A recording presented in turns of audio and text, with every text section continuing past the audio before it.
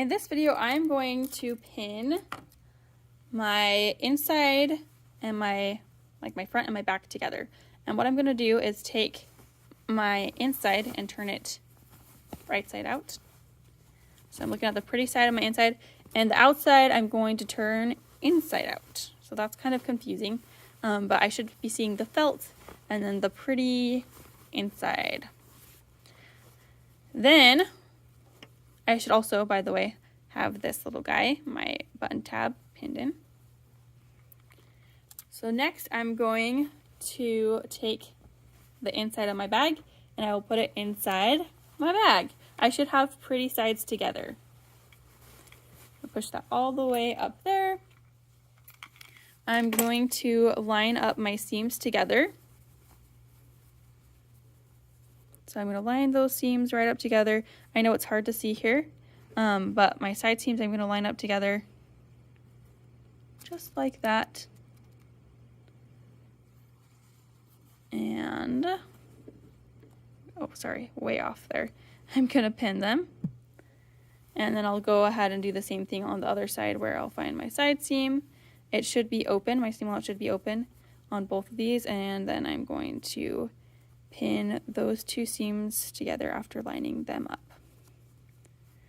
If your seam allowance is having a hard time staying open, you can always pin it open like this so that it stays nice while you're sewing. And you'll notice my bag is just a little bit different height here, so I can kind of split the difference with that with my lining. So I'm going to maybe just split that difference where the height is off a little. From here, you're going to pin around the rest of the top so that all your raw edges line up together.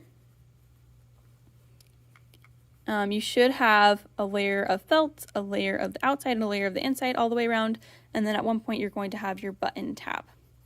So I'm going to go ahead and pin that maybe every 2 or 3 inches, just making sure that everything lines up really good together. I'll pin my button tab in there really good. I'm going to put another pin in there so it gets it. And then I'll do this other side. So this will eventually, sorry, I know the camera's a little shaky here. Let me zoom out a little more. This will eventually be the front of my bag here. I'm going to pin all of these layers together as best I can. As much as possible, I want all those raw edges to line up together. But I'm not quite done. When I sew this, I'm going to need a little hole so I can turn my project right side out. So I'm going to pin